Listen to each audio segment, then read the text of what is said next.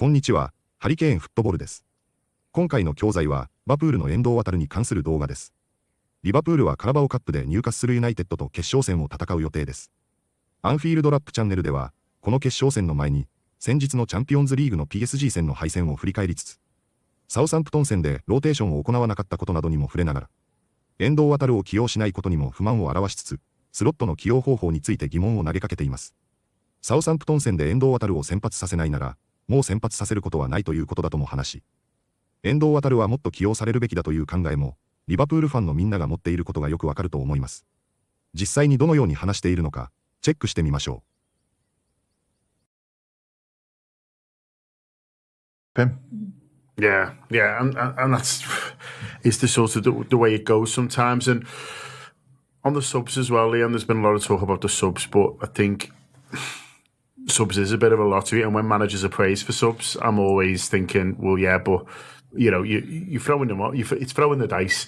I always think with substitutes, and I think, listen, if a manager is consistently good at substitutions, then I think there's obviously something in that, and Arne Slot has been this season. But there's always, I think, and I like I say, this isn't just because they didn't do well, because I think it when they do as well, there's always an element of, well, we'll have to see. We'll see how he sort of gets on. I spoke to Harvey Elliott yesterday, which is out on YouTube for people to watch, and he was like, it generally takes you about 10-15 minutes to figure out, to sort of get into a game, and he basically pretty much said the more intense game it is, the longer that sort of can be, really. And so, you know, you're relying on someone, you know, doing something or producing something magic in a game where they're probably not up to speed on.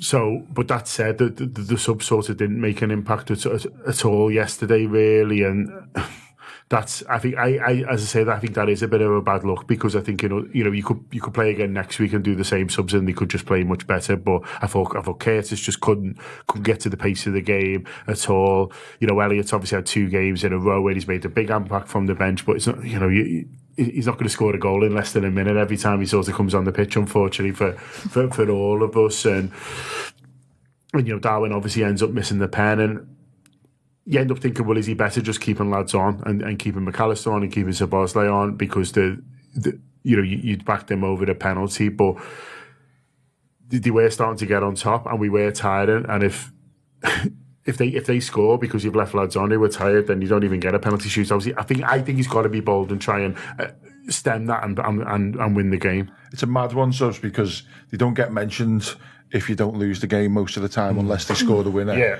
And there's no conversation around it unless you're Endo and you come on and you close the game down, in which case you're the greatest footballer that's ever lived. But like, it's the amount of times that subs are made and no one ever mentions them, but then when you lose, then all of a sudden, you know, he didn't do nothing, he didn't. I'd hate to come on in that PSG game, even if I was really good, because it was so intense. Yeah. It was so nip and tuck.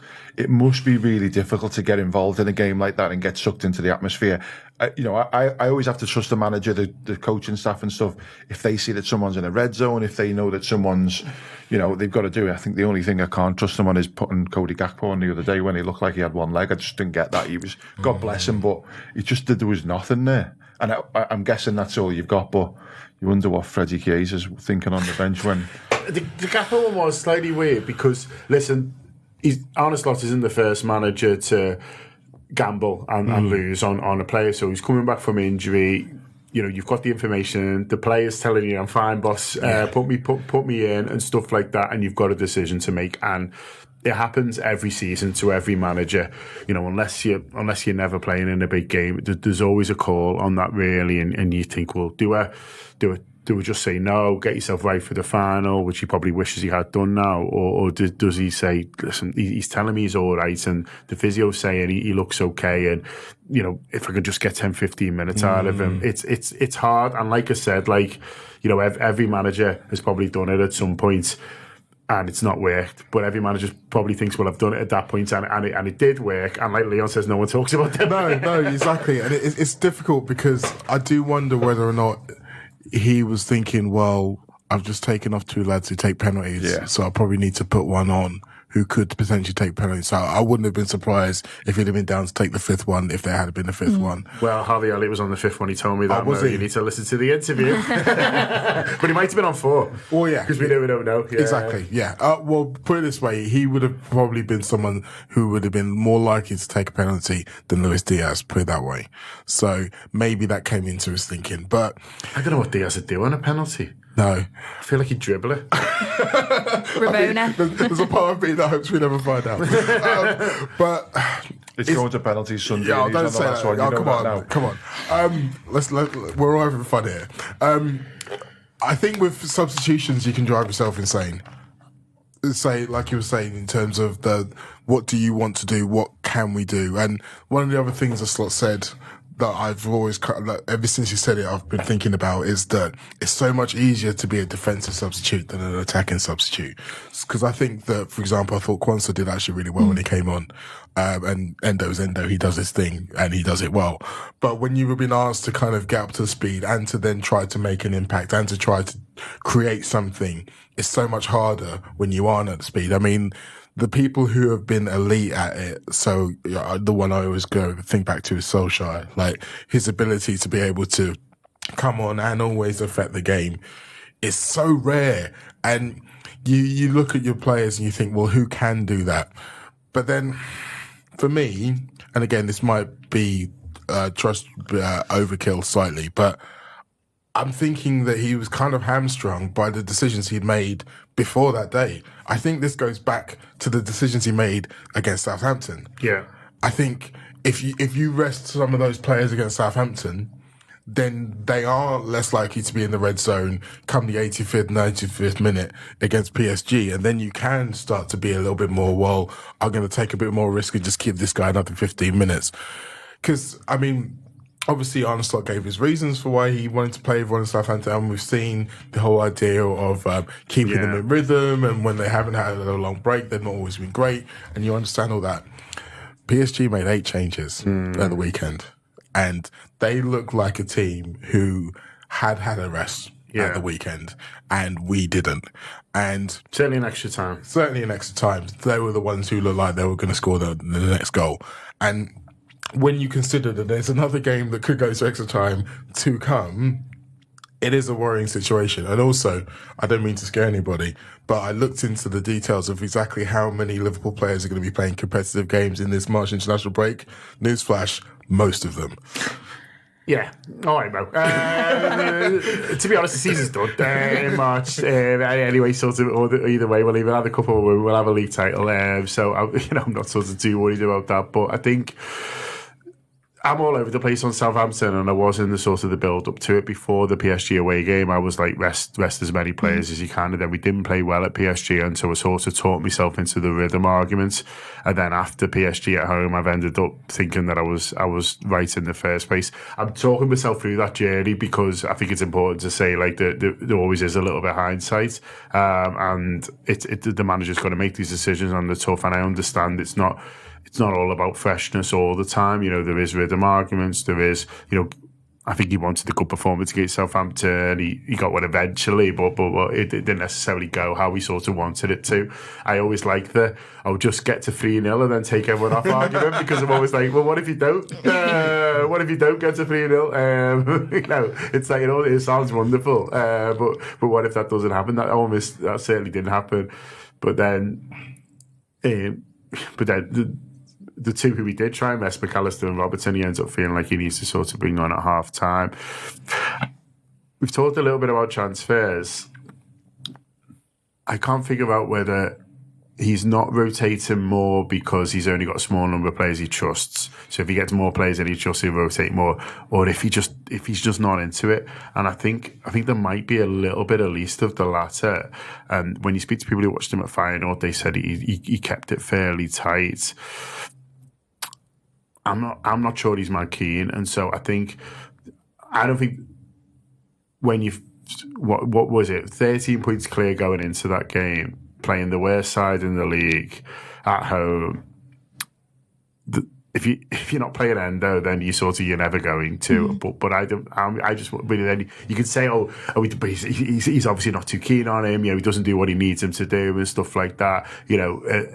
But he'll get another guy in who's more likely, and then you'll see more rotation. But I'm not completely convinced. I think he might just be a little weirdo who just likes playing the same lads. Yeah, I think a lot of top managers actually are like that. I think Guardiola is quite similar in the sense that I think at City, I think there's this narrative around City because of the amount of money that they spend, that they're constantly have a massive squad, but actually City have quite a small squad and have done for the last few years. And I think Pep Guardiola likes to rely on the same sort of real core of players in most games. And I think, one of Arne Slot's greatest strengths is his record with injuries, and of course some luck comes into that, but you look obviously at his time at Feyenoord and over his 3 seasons there, I think the availability levels were above 90% across those 3 seasons. So if you're able to keep players fit, then why would you not play them? And I do think Liverpool are a team that are better when they are in a rhythm, and making those sort of wholesale changes doesn't really allow you to find that.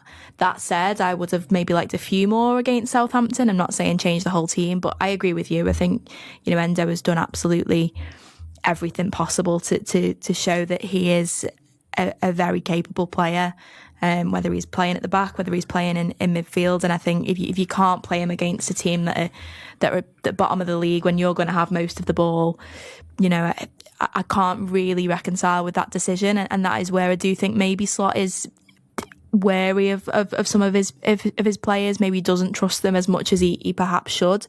But then again, he's the one seeing them in training every single day, and his coaching staff, and we've got to trust that they have, a far greater insight into that than us. So, yeah, it's such a hard balance to strike, isn't it? Because even if the game had gone in exactly the same way, and then Harvey Elliott had scored a last minute equaliser, we'd have been saying, what a masterstroke that was by Arne Slot. He's managed this week perfectly.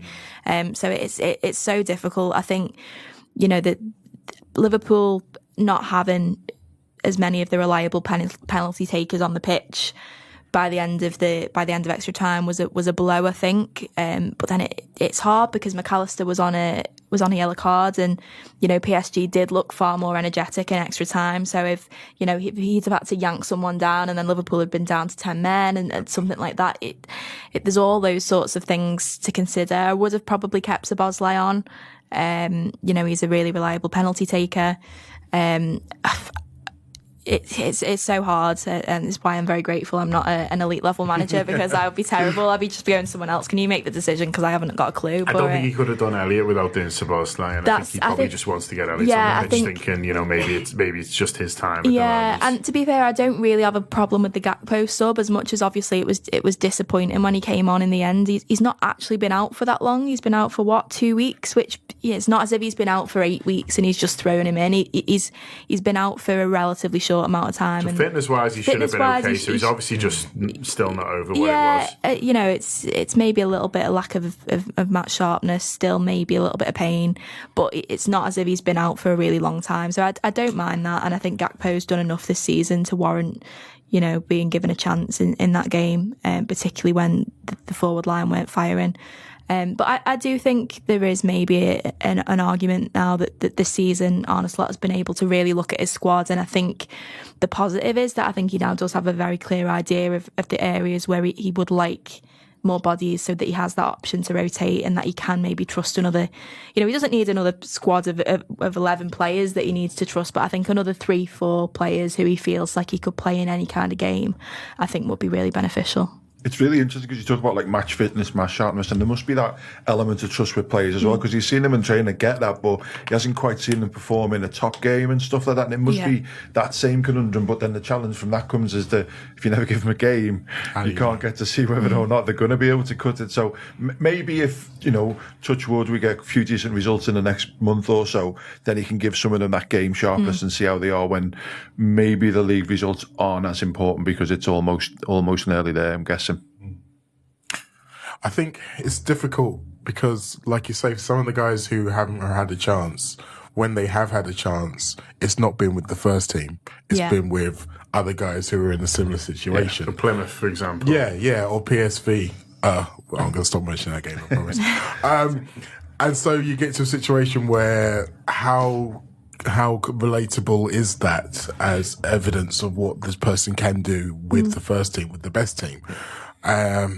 So maybe in a situation where we're getting towards the end of the season, we will see some more changes, some more rotation. But yeah, I feel like if Slot is genuinely a man who just doesn't like rotation, he just likes to keep his tight squad, and he's relying on what he's been able to do in Holland, not only in keeping players fit, but also being able to keep them going.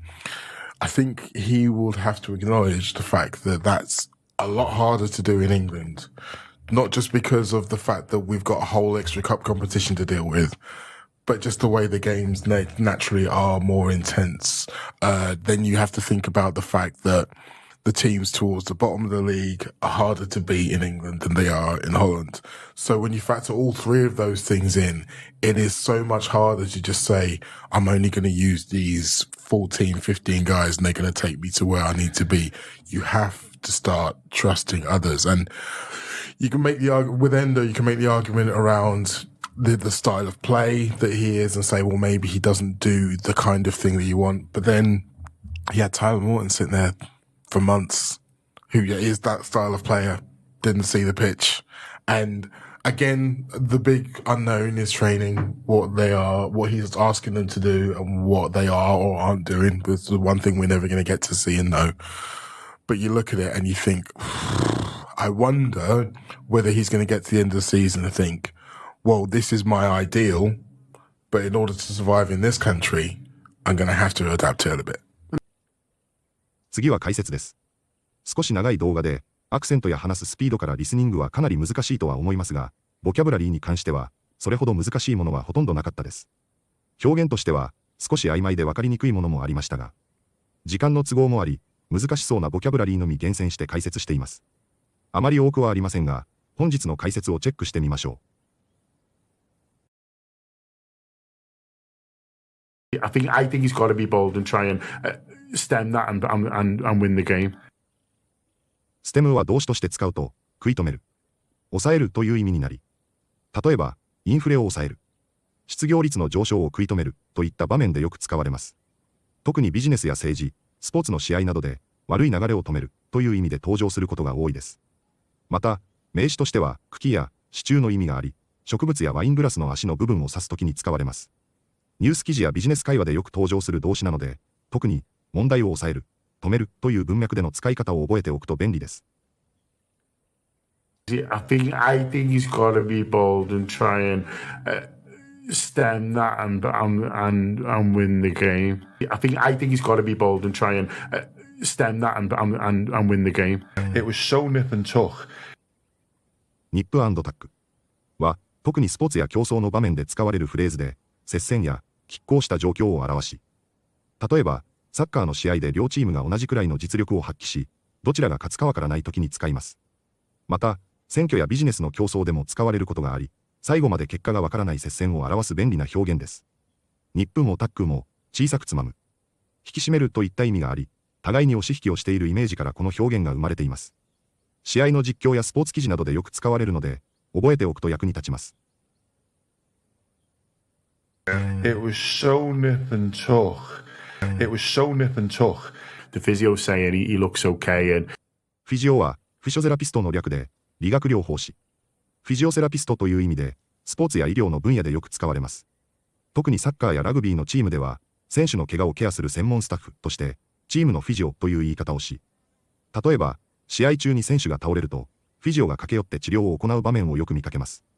イギリス英語ではフィジオが一般的ですが、アメリカ英語ではフィジカルセラピストということが多いです。試合の解説や選手のインタビューでよく出てくる単語なので、サッカーやスポーツ好きの人はぜひ覚えておきましょthe physio saying he looks okay and the physio saying he looks okay and But I'm thinking that he was kind of hamstrung. う。ハムストランは制約を受ける、身動きが取れないという意味で、もともとはハムストリングを切られるという意味で、自由に動けなくなる状態を表します。例えば、会社が資金不足で動けない。監督が怪我人続出で戦術が限られる。新しい規制で企業が苦しむといった状況で使われます。スポーツやビジネスの場面でよく出てくる単語なので、試合の解説やニュース記事を読む際に役立ちます。能力があっても、何かに邪魔されて思うように動けないというニュアンスを意識すると、覚えやすいでしょう。But I'm thinking that he was kind of hamstrung, but I'm thinking that he was kind of hamstrung. I can't really reconcile with that decision, and that. リコンサイルイズは和解する。折り合いをつけるという意味のフレーズで、人と和解したり仲直りする場合と、事実や状況を受け入れる場合の2つの使い方があります。例えば、友達や家族と喧嘩した後に仲直りするときや、試合に負けたことを受け入れる場合や、仕事と私生活のバランスを取る場合などにも使われます。特に、受け入れるという意味は、ニュース記事やビジネスの文脈でもよく登場するので、覚えておくと便利です。I can't really reconcile with that decision, and that I can't really reconcile with that decision, and that Slot is wary of some of his players. ウォーリーは警戒する、慎重であるという意味の形容詞で、例えば詐欺のような怪しい話を警戒するときや、新しい人や状況に慎重になるときに使います。特に be wary of という形が一般的で、何かに警戒する、何かを完全に信用していないという意味になります。ビジネスや日常会話でもよく使われ、例えば新しい取引先に警戒するや、未知のリスクに慎重になるといった場面で使われます。何かが怪しい、まだ完全に信用できないという気持ちを表す便利な単語なので、ぜひ覚えておきましょう。Slot is wary of some of his players. Slot is wary of some of his players. So if he's about to yank someone down. ヤンクダウンは勢いよく引っ張って下げるという意味のフレーズです。ヤンクには強く引く、ぐいっと引っ張るという意味があり、ダウンが加わることで下に力強く引っ張る動作を表し、例えばブラインドを急に下ろしたり、相手選手のユニフォームを掴んで引き倒すような場面で使われます。動作が素早く力強い場合に使うことが多いので、ゆっくり引っ張るという意味ではなく、ぐっと一気に引くというニュアンスで使われます。So if he's about to yank someone down. So if he's about to yank someone down to warrant being given a chance in that game. ワラントは動詞として使う場合は何かに値する、正当化するという意味になります。例えばこの処罰は正当化されるといった場合に使います。名詞として使う場合は令状、保証、正当な理由を意味し、逮捕令状のような法的な文脈でよく登場します。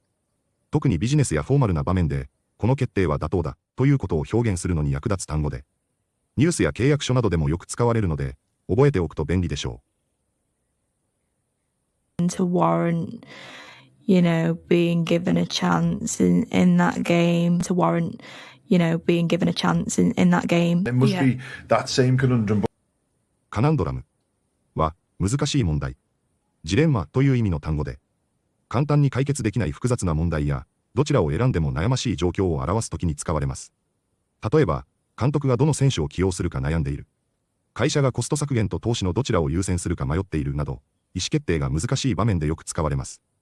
ビジネス、政治、スポーツなど、幅広い分野で使われるフォーマルな単語ですが、日常会話でも、厄介な問題として使える便利な言葉なので、ぜひ覚えておきましょう。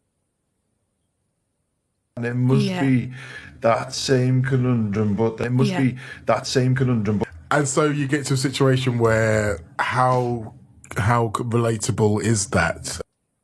リラタブルは共感できる、親しみやすいという意味の形容詞で、例えば映画や本のキャラクターが自分の経験と似ていると感じた時などに使えます。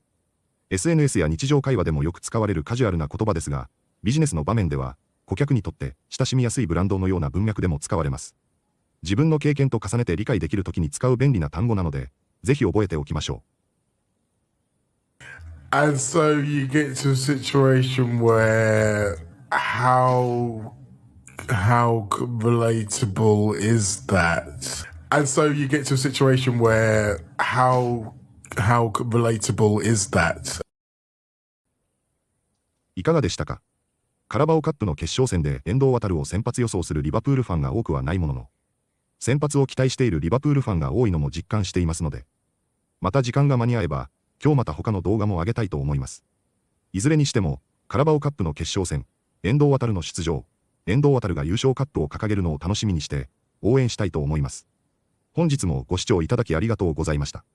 またすぐにお会いしましょう。